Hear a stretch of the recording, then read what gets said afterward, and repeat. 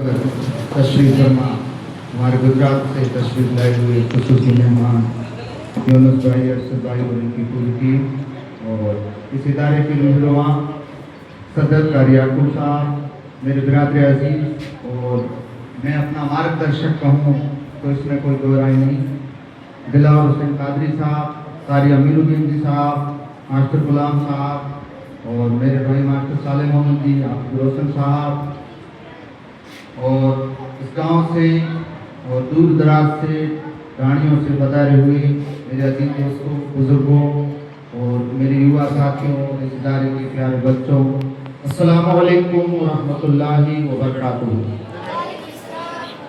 बेटा सावधान सावधान। आज हम और आप सब यौम आज़ादी के मुबारक मौके के ऊपर दारुल फैसल पगारा होटल के अंदर तशरीफ लाए हैं, जमा हुए हैं, इकट्ठा हुए हैं। मेरी हमेशा एक आदत रही है, मैं इन दो लाइनों से अपनी बात की शुरुआत करता हूँ कि फुटपाथ पे पड़ा था, भूख से मरा था, फुटपाथ पे पड़ा था, भूख से मरा था, कपड़ा हटाकर जो देखा तो पेट पे लिखा था, सारे जहां से अच्छा हिंदुस्तान हमारा, सारे जहां से अच्छा हिंदुस्तान हमारा, हम बुलबुलें हैं इसकी, ये है गुलिस्तान हमारा। और अल्लामा डॉक्टर इकबाल ने आगे चल करके कहा था कि मजहब नहीं सिखाता है आपस में बैर रखना, यानी कि कोई भी धर्म आपस में बैर रखना कभी नहीं सिखा सकता है। मजहब नहीं सिखाता है आपस में बैर रखना, हिंदी है हम, वतन है हिंदुस्तान हमारा।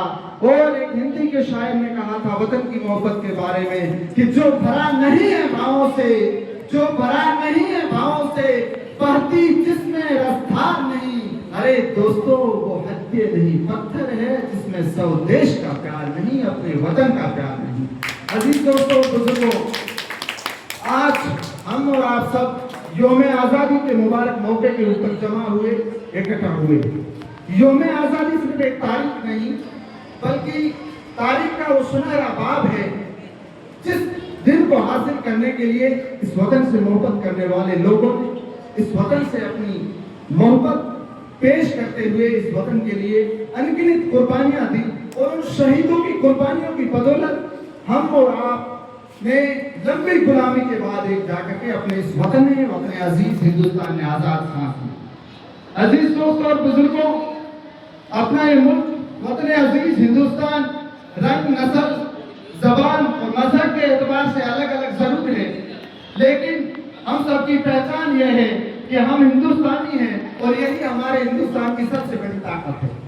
अजीज दोस्तों और बुजुर्गों, ये वतन अजीज और वतन वो मिट्टी है जहां हमारी बचपन की यादें जुड़ी हुई है, वतन वो मिट्टी है जहां हमारे पुरखों की दुआएं हैं, वतन वो मिट्टी है जहां हमारे असलाफ की निशानियां मौजूद है। अजीज दोस्तों और बुजुर्गों, इस वतन को आजाद करवाने के लिए कई लोगों ने अपनी कुर्बानियां दी, कई माओं ने अपने लालों को इस वतन के लिए कुर्बान किया, कई बेवों ने अपने पतियों को, अपने सरंगार को इस वतन के लिए कुर्बान किया, कई बहनों ने अपने भाई इस वतन के लिए खोए, कई भाइयों ने अपने बाजू इस वतन के लिए खोए। अजीज दोस्तों और बुजुर्गों, ये वही आजादी का दिन है जिस दिन के लिए महात्मा गांधी जी ने सत्य और अहिंसा का रास्ता अपनाया था। ये वही आजादी का दिन है जिस दिन के लिए महात्मा गांधी जी ने खुद को भूख से दो चार किया था। ये वही आजादी का दिन है जिस दिन के लिए महात्मा गांधी जी ने जेल की सजाएं काटी थी। अजीज दोस्तों और बुजुर्गों, ये वही आजादी का दिन है जिस दिन के लिए अशफाक उल्लाह खान ने इस देश के लिए अपनी कुर्बानी दी थी।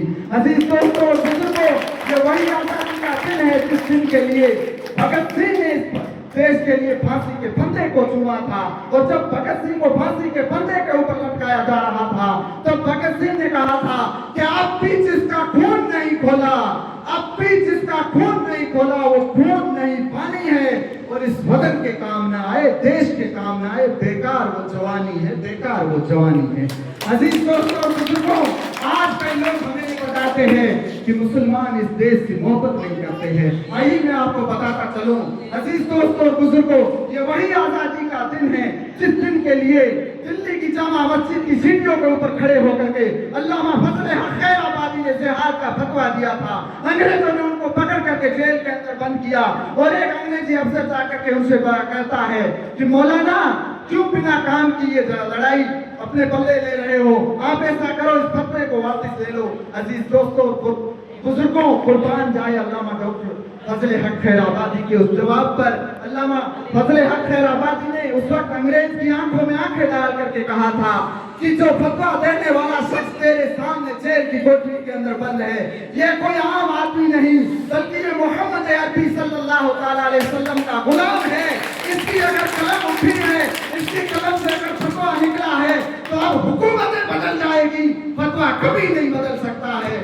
अजीज दोस्तों और बुजुर्गों, ये वही आजादी का दिन है जिस दिन के लिए हम लोगों ने कुर्बानियां दी थी। अजीज दोस्तों और बुजुर्गों, जलियांवाला बाग हत्याकांड हुआ तब अंग्रेजों ने गोलियां चलाई और एक अंग्रेज ने कहा था कि उस पठान मुसलमान जो थे वो भागने लगे थे इस मीटिंग से, इस कॉन्फ्रेंस से, तब हमें गोलियां चलानी पड़ी थी। अजीज दोस्तों और बुजुर्गों, जब 5 दिन तक जलियांवाले बाग हत्याकांड का पोस्टमार्टम चला, 76 मुसलमानों की लाशें मिली।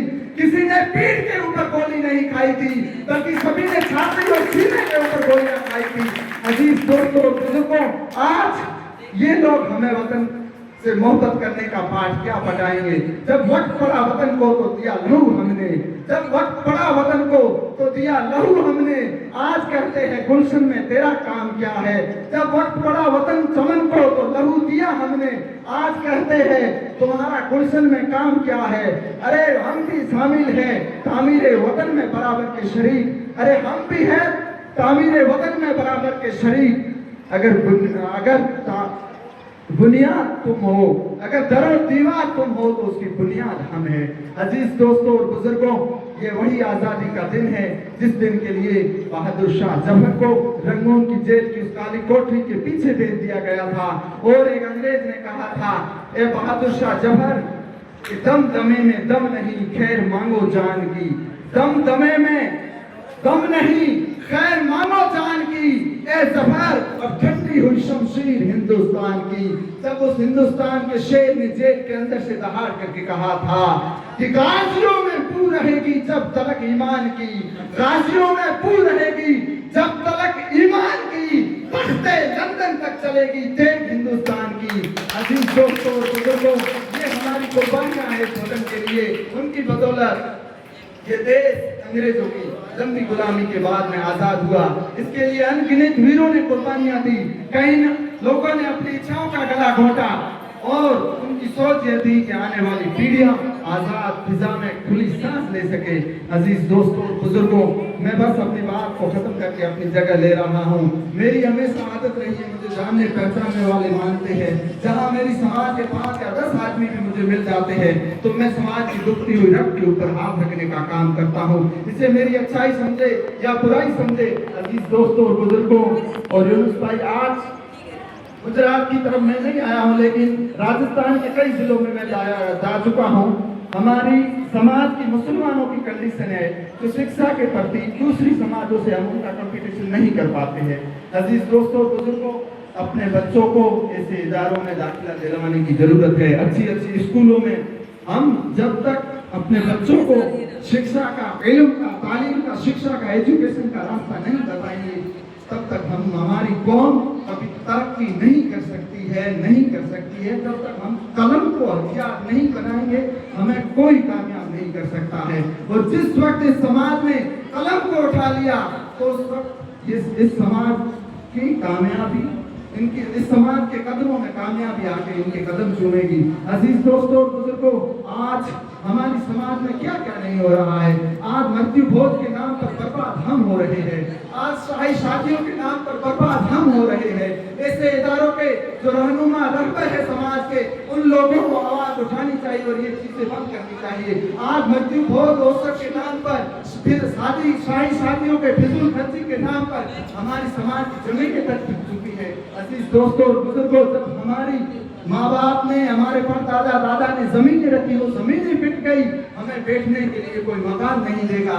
मुल्क के हालात आपसे छुपे हुए नहीं है। अजीज दोस्तों और बुजुर्गों, फिजूल खर्चियां न करें। और एक खास बात, आज मेरी कौम के युवा और जितने बुजुर्ग आए हुए हैं उनसे गुजारिश करता हूँ वो अपने बच्चों के ऊपर कंट्रोल रखे।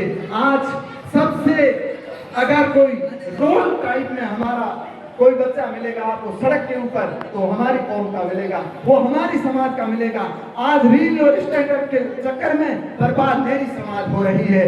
एक बाइक का 30 या 35 सेकंड का वीडियो बनाने के लिए हम अपनी जान को जोखिम में डाल देते हैं। हम राइडर होके कहते हैं, बड़े फख्र से कहते हैं कि मैं इस तरह बाइक चला सकता हूँ, मैं इस तरह गाड़ी चला सकता हूँ। अरे मेरे दोस्त, तू कुछ माँ के बारे में सोच जो बुढ़ी तेरे घर के अंदर तेरा इंतजार कर रही है।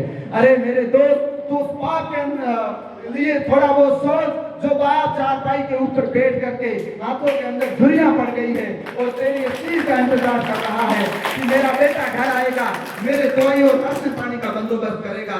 लेकिन बेटा रील बनाने के चक्कर में खुदा न खास्ता अगर हमने अपनी आंखों से कई ऐसे मामले देखे हैं, ऐसे एक्सीडेंट देखे हैं जिसमें कई हमारे समाज के युवा एक्सीडेंट का शिकार हुए और जाने चली गई है। खुदा का वास्ता, अपने मुर्शिदा के गिरामी का वास्ता, इन चीजों से अपने बच्चों को परहेज कराओ। और जो मेरे युवा भाई बैठे हैं वो अपने खुद के ऊपर कंट्रोल करें। और दूसरी चीज, आज मेरी समाज नशे के प्रति बहुत तरह के नशे, एंटी स्नैक के अंदर, शराब के अंदर मेरी समाज के युवा है जो मुब्तला हो रहे हैं। तो ये सफेद दाढ़ी वाले बड़े बुजुर्ग बैठे हैं, आप सभी की जिम्मेदारी बनती है कि आपका बेटा अगर रात को 12 बजे आ रहा है तो आप एक माँ या बाप में या बड़ा भाई है वो इतना सवाल जरूर करे कि बेटा तू किसके साथ था, कहाँ था, किस लिए गया था।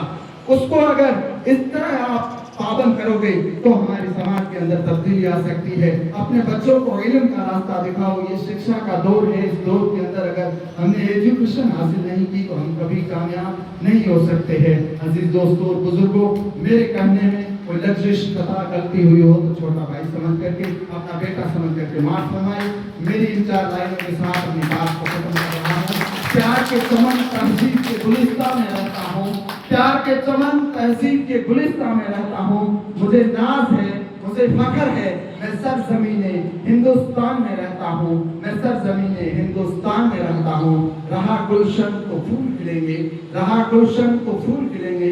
कल मत करो साथियों, अल्लाह ने जिंदगी दी, जिंदगी ने साथ दिया, तो इस मन से फिर कभी मिलेंगे। हिंदुस्तान जिंदाबाद।